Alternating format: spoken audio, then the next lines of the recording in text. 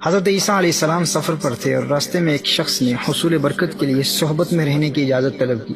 آپ علیہ السلام نے اسے اجازت دے دی اور دونوں ایک ساتھ سفر کرنے لگے۔ راستے میں جب کھانا کھانے لگے تو 3 روٹیاں تھیں، ایک روٹی دونوں نے کھا لی۔ حضرت عیسیٰ علیہ السلام تیسری روٹی وہیں چھوڑ کر نہر پر گئے، پانی پیا اور واپس آئے۔ جب واپس آئے تو دیکھا کہ تیسری روٹی غائب ہے۔ اس شخص سے پوچھا کہ تیسری روٹی کہاں گئی؟ اس نے کہا مجھے معلوم نہیں، میں نہیں جانتا۔ حضرت عیسیٰ علیہ السلام اللہ کے نبی ہیں اور وہ جانتے ہیں کہ وہ روٹی اسی نے غائب کی ہے، لیکن اس شخص کی جرأت اتنی کہ حضرت عیسیٰ علیہ السلام کی بابرکت صحبت میں رہنے کی اجازت لے کر سفر اختیار کیا تھا، لیکن منہ پر صاف جھوٹ بول رہا ہے۔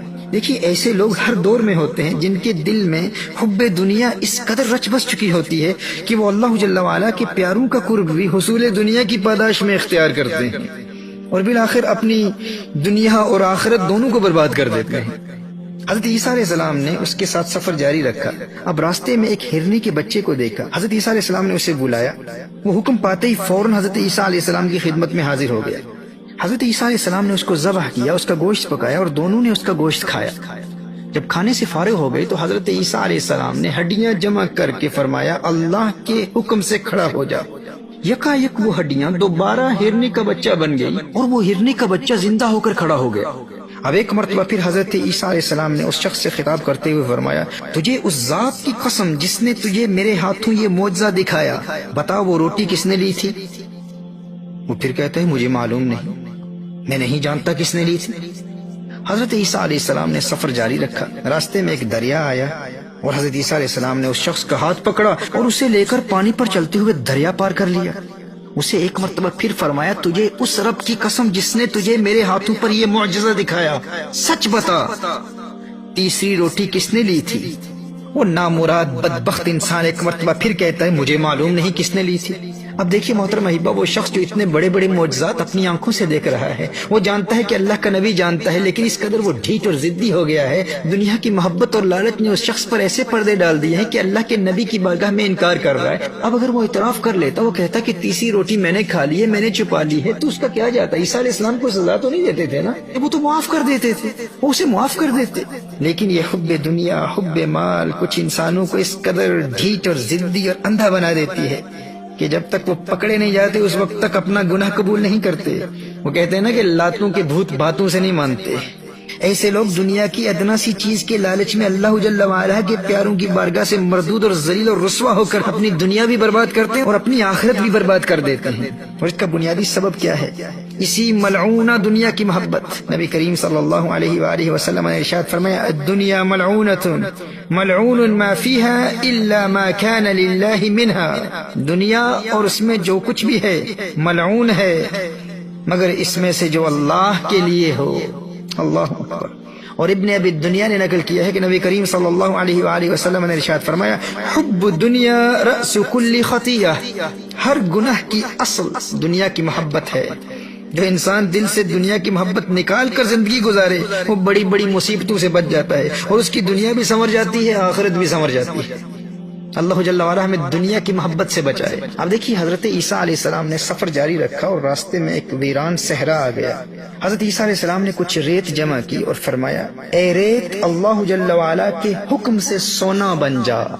ریت نے حکم پر عمل کیا، اللہ جل وعلا کے نبی کا حکم تھا، ریت فوراً سونے میں بدل گئی۔ حضرت عیسیٰ علیہ السلام نے اس سونے کے 3 حصے کیے اور فرمایا ایک حصہ سونے کا میرا، دوسرا تیرا اور تیسرا اس کا جس نے وہ روٹی لی تھی۔ اللہ اکبر۔ اب دیکھیے اس لالچی شخص کے تیور کیسے بدلتے ہیں۔ وہ فوراً بے شرمی کے دانت نکال کے کہنے لگا جی حضرت روٹی میں نے لی تھی۔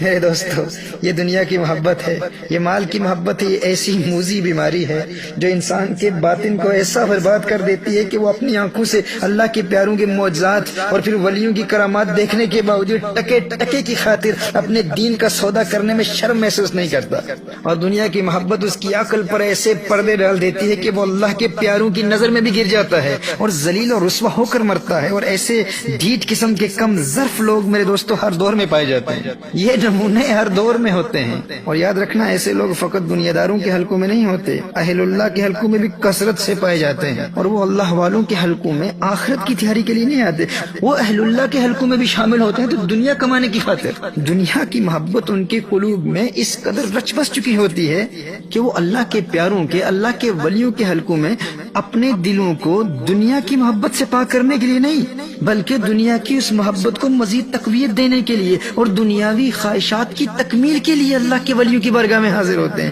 اللہ کے نبیوں کی بارگاہ میں حاضر ہوتے ہیں، اللہ کے پیاروں کی بارگاہ میں حاضر ہوتے ہیں۔ جیسے میں نے کہا یہ لوگ ہر دور میں پائے جاتے ہیں، ان کی نیت شروع سے ہی بری ہوتی ہے۔ محترم احبہ، ایسے کم ظرفوں کی بربادی کی بنیاد حب دنیا ہے، دنیا کی محبت ہے، مال کی محبت ہے، جاہ کی محبت ہے۔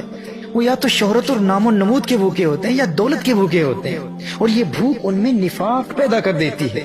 دل میں اور بات ہوگی اور زبان پر اور بات ہوگی۔ نبی کریم صلی اللہ علیہ وآلہ وسلم نے ایسے ہی سگانے دنیا کے متعلق ارشاد فرمایا نا، حب المال والشرف ينبتان النفاق كما ينبت الماء البقل۔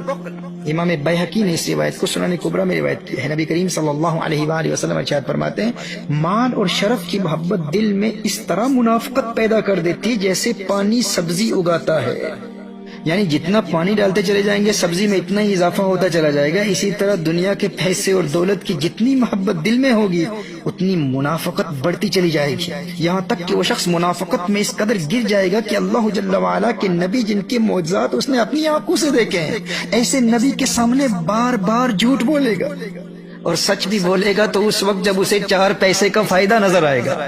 یہ دنیا کی محبت اس قدر انسان کے اندر منافقت پیدا کر دیتی ہے۔ اللہ جل وعلا اس نفاق سے ہمیں بچائے، اور حب دنیا، حب مال، حب جاہ سے محفوظ رکھے۔ اللہ ہمارے دلوں میں آخرت کا پیار پیدا فرما دے، فکر آخرت پیدا فرما دے۔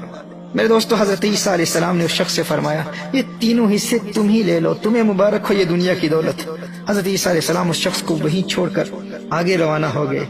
اب وہ شخص اتنا سونا ملنے پر بہت خوش ہوا، لیکن پھر کیا ہوتا ہے، 2 آدمیوں نے اسے سونے کے ساتھ دیکھا تو ارادہ کیا کہ اسے قتل کر کے اس کا سونا چھین لیں گے اور آپس میں تقسیم کر لیں گے۔ تو اس شخص نے کہا، مجھے قتل نہ کرو، میری جان بخشو، ایسا کرتے ہیں کہ ہم تینوں سونا تقسیم کر لیتے ہیں، آپس میں ہم سونا تقسیم کر لیں گے، ہم میں سے ایک جائے اور بازار سے کچھ کھانا لے کر آئے، ہم کھانا کھائیں گے اور کھانا کھانے کے بعد سونا تقسیم کر لیں گے۔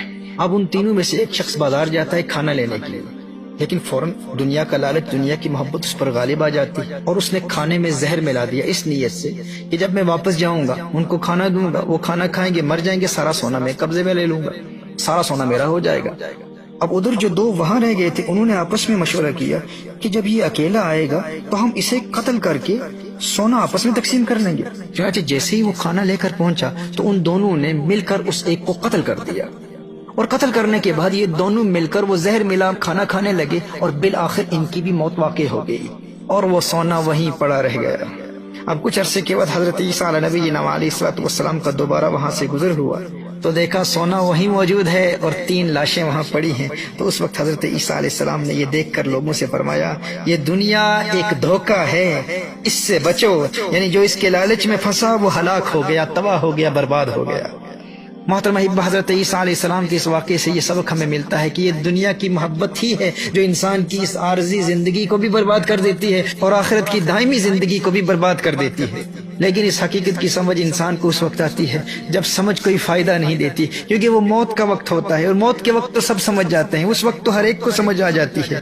سمجھدار تو وہ شخص ہے جو زندگی میں اس حقیقت کو سمجھ لے کہ دنیا کی محبت انسان کی اس عارضی زندگی کو بھی برباد کر دیتی ہے اور آخرت کی زندگی کو بھی برباد کر دیتی ہے۔ انسان کو زندگی میں سکون نہیں ملتا۔ نبی کریم صلی اللہ علیہ وآلہ وسلم نے ارشاد فرمایا، 2 خونخوار بھیڑیے بکریوں کے ریوڑ میں چھوڑ دیے جائیں تو وہ اتنا نقصان نہیں پہنچاتے جتنا نقصان دنیا کے مال و منصب کی محبت کی وجہ سے انسان کے دین کو پہنچتا ہے۔ اللہ اکبر کبیرہ۔